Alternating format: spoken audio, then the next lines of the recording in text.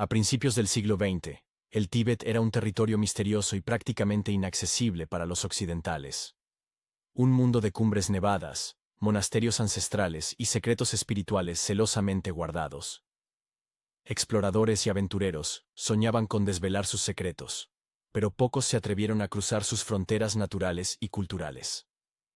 En 1911, Alexandra David Neal decidió seguir esas huellas adentrándose en un mundo donde la supervivencia era un desafío constante, y lo espiritual impregnaba cada rincón.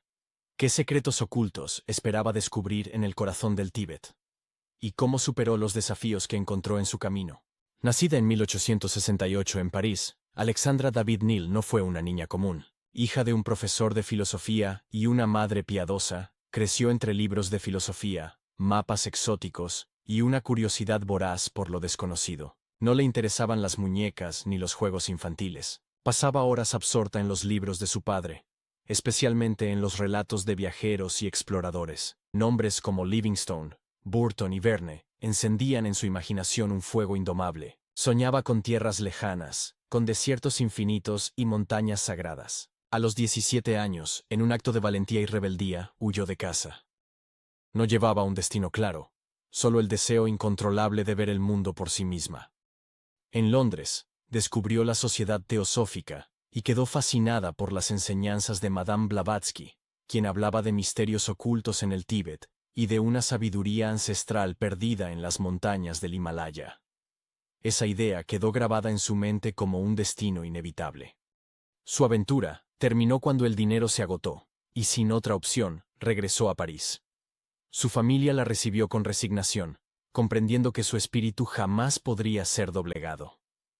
A partir de entonces, Alexandra se dedicó a la exploración intelectual.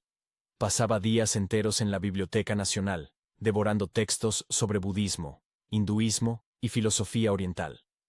Comenzó a estudiar sánscrito y tibetano, lenguas que le abrirían las puertas a un mundo desconocido para la mayoría de los europeos. En 1895 partió a Túnez, donde trabajó como cantante de ópera, y se enamoró de la inmensidad del desierto. Allí sintió por primera vez la profunda conexión entre la naturaleza y la espiritualidad.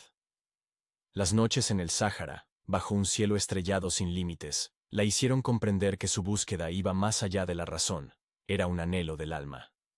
Estando de gira en Túnez, a los 31 años, conoció a Philippe Neal, un ingeniero jefe de los ferrocarriles tunecinos, que quedó fascinado por la personalidad y erudición de la cantante. Se casaron en 1904, aproximadamente 5 años después de haberse conocido, y ella adoptó el apellido de su esposo. Sin embargo, Alexandra pronto sintió que la vida burguesa no era para ella. «Me quedan 2 opciones, marcharme o marchitarme», escribiría en su diario.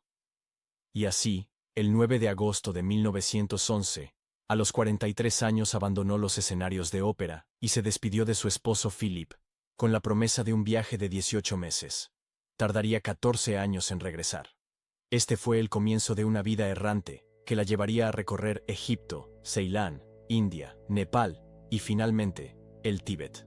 Desde Ceilán viajó a la India continental, recorriendo Benarés, Bodh Gaya y Sarnath, lugares sagrados donde Buda había enseñado su doctrina. Allí comenzó a practicar la meditación intensamente, sintiendo cómo su mente se expandía en cada sesión. En Benarés, la ciudad sagrada a orillas del Ganges, obtuvo un doctorado en filosofía sánscrita. Su rigor académico era tan notable como su espíritu aventurero. En Calcuta, se sumergió en las prácticas del hinduismo, aprendiendo de los faquires y experimentando rituales de sexo tántrico. Su búsqueda de conocimiento no tenía límites. Estaba dispuesta a explorar todas las facetas del misticismo oriental. En 1912, conoció al Dalai Lama, y fue un encuentro crucial para su vida, ya que él le recomendó profundizar en el estudio del idioma tibetano para comprender mejor la filosofía budista. Esta lengua se convertiría en la llave de un mundo oculto. La India no era su destino final. Un anhelo más profundo la llamaba desde más allá de las montañas, el Tíbet.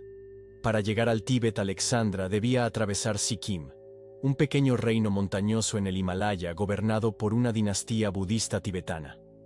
Llegó a Sikkim en una caravana de elefantes. Allí conoció a Sidkeong Tulku, el joven maharajá del país, quien se convirtió en su protector y amigo. Gracias a su relación con él, obtuvo permiso para visitar los monasterios más recónditos de Sikkim. Fue en uno de ellos, el monasterio de Lachen, donde conoció al maestro que cambiaría su vida, el Lama Gomchen, un místico ermitaño que le reveló los misterios de la telepatía. Este encuentro marcó un punto de inflexión en su viaje espiritual.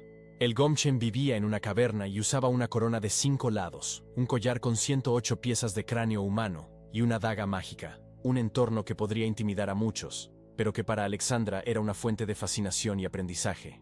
Alexandra se estableció cerca del Gomchen de Lachen, en una pequeña cueva que tenía 2 orificios por ventanas, para practicar meditación y recibir las enseñanzas del místico ermitaño.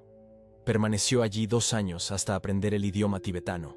Como reconocimiento, fue iniciada en la práctica del tumo, o fuego interno del Himalaya, técnica de meditación que permite a los monjes generar calor corporal a través de la respiración y la concentración mental, para sobrevivir en condiciones extremas de frío, incluso en las cumbres nevadas del Himalaya. Los practicantes avanzados incluso pueden derretir la nieve a su alrededor o secar sábanas mojadas con el calor de su propio cuerpo. Esta habilidad no solo le salvaría la vida, sino que también demostraba su dedicación al dominio de las disciplinas místicas. Tras su aprendizaje en Lachen escribiría: soledad, soledad siempre y mayor cada vez.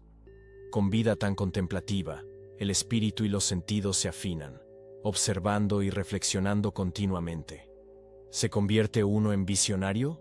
¿O más bien ha estado ciego hasta entonces? A pesar de la distancia, Alexandra mantuvo una correspondencia constante con su esposo, quien administraba sus propiedades en Francia y apoyaba su vida errante.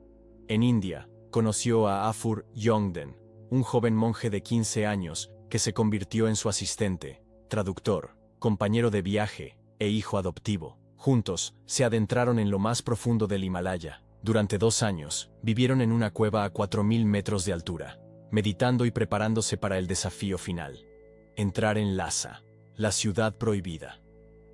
Durante siglos, un sueño inalcanzable para Occidente, custodiada por montañas imponentes y secretos ancestrales. Alexandra y Yongden caminaban 40 kilómetros diarios, vestidos solo con túnicas de algodón, desafiando el frío y la fatiga. Su determinación era inquebrantable. Intentaron 2 veces entrar al Tíbet, pero fueron expulsados por los colonialistas ingleses. Lejos de rendirse, en 1921 retomaron su viaje épico hacia Lhasa, eligiendo rutas inexploradas para evitar ser detectados. Durante 3 años, enfrentaron bandidos, animales salvajes y condiciones climáticas extremas. En la llanura tibetana, se encontraron con un Lung Gompa, un monje en trance, que corría a una velocidad asombrosa. Alexandra observó con sus binoculares a este ser extraordinario, cuyas zancadas parecían desafiar las leyes de la física. Avanzaba con grandes saltos, casi sin tocar el suelo. Su cuerpo parecía liviano como una pluma. Sus pasos tenían la regularidad de un péndulo. Yongden advirtió que no debían interrumpirlo, pues el despertar repentino podría ser fatal. Una de las prácticas más enigmáticas que Alexandra documentó fue la capacidad de algunos lamas para crear tulpas, es decir, formas mentales capaces de adquirir sustancia y autonomía. David Neal intentó crear su propio tulpa como parte de su aprendizaje. Al principio, la imagen solo existía en su mente, pero con el tiempo, comenzó a percibirlo como algo más tangible. Otros empezaron a notar su presencia en la habitación, describiéndolo sin que ella mencionara nada. Lo más perturbador fue que, con el tiempo, el tulpa comenzó a cambiar, desarrollando una personalidad propia y volviéndose más siniestro. Se alejaba de la forma inicial que Alexandra había imaginado, como si ya no estuviera bajo su control. Asustada, decidió deshacerlo a través de la misma concentración mental con la que lo había creado, pero le tomó meses disiparlo por completo. Este episodio la dejó profundamente impactada y confirmó algo que ya sospechaba. La mente es más poderosa de lo que creemos, y cuando no se la controla, puede cobrar vida propia. Desde tiempos inmemoriales, los lamas han sido algo más que monjes. En el Tíbet, la frontera entre la espiritualidad y la magia es difusa. No se trata solo de alcanzar la iluminación, sino de comprender y dominar las fuerzas ocultas que rigen el mundo. En su travesía junto a Yongden, Alexandra descubrió que los monasterios lamaicos no son meros centros de devoción religiosa. Son fortalezas del conocimiento, donde se imparten enseñanzas que combinan la filosofía con la magia, la disciplina con el poder. Allí, le explicaron que las escuelas monásticas tibetanas dividen su saber en 4 pilares fundamentales: Zen Gnid, la escuela de la metafísica y la filosofía. Aquí se estudia la naturaleza del ser y la mente, pero también se aprende a manipular la realidad a través del pensamiento. Gyud, la escuela de los rituales, la magia y la astrología, donde se enseña el control de las fuerzas invisibles. Men, la escuela de la medicina, que comprende no solo el cuerpo físico, sino también los flujos de energía sutil. Do, el dominio de las escrituras sagradas y las estrictas reglas de la vida monástica. Para los tibetanos, la iluminación y el poder no están separados. Alexandra comprendió que un lama no es solo un sabio, también es un hechicero. Su aprendizaje no es solo de paz interior, sino de dominio sobre el mundo material e inmaterial. Por eso, quienes buscan la verdadera iniciación tibetana no solo se enfrentan a pruebas del espíritu, sino a desafíos del conocimiento oculto. Alexandra David Neal fue una de las pocas extranjeras que logró acceder a estos misterios. Junto a Yongden, no solo aprendió los principios de la filosofía budista, sino que también descubrió los secretos que pocos forasteros han escuchado. Aquello que en Occidente llamamos magia, en el Tíbet, es simplemente conocimiento. Una ciencia antigua, transmitida de maestro a discípulo en los templos escondidos de las montañas. Finalmente, en febrero de 1924, Alexandra y Yongden entraron en Lhasa, disfrazados de peregrinos, mezclándose con la multitud que celebraba el Año Nuevo tibetano, arriesgando sus vidas en cada momento. En Lhasa, se dedicaron 2 meses a recorrer monasterios, sin que nadie la reconociese como extranjera. Llegó a hablar en tibetano sin ningún acento extraño, pero cometió un error delator. Iba todas las mañanas al río a lavarse, algo totalmente fuera de lo normal.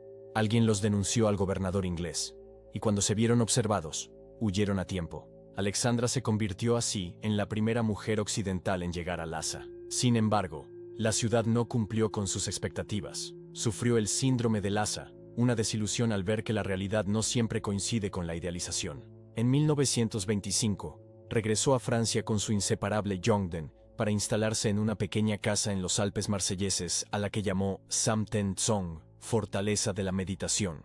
Hoy, un museo, donde se enclaustró a escribir sobre sus experiencias, pero su espíritu inquieto la impulsó a emprender nuevos viajes.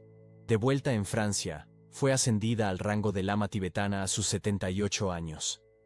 En su país, fue aclamada como una celebridad y conferencista. Algunos criticaron sus relatos de levitación, fantasmas y reencarnaciones, pero nadie pudo negar su valentía y erudición. Los siguientes 25 años, los pasó escribiendo 30 libros de orientalismo muy bien documentados.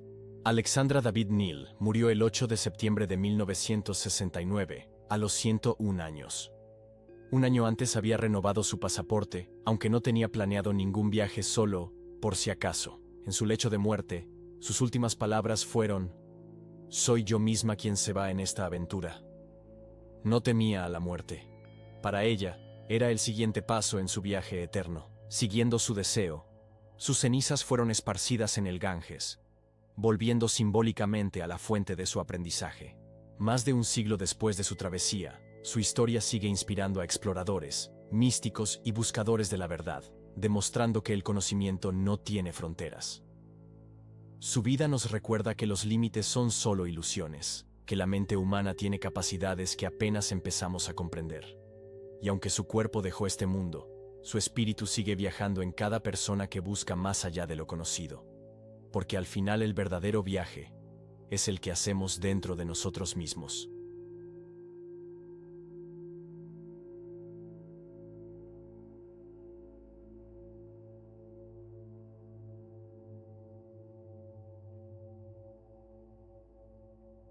Gracias por llegar hasta aquí. Si te gustó el video, regálanos un like y suscríbete para no perderte nuevo contenido.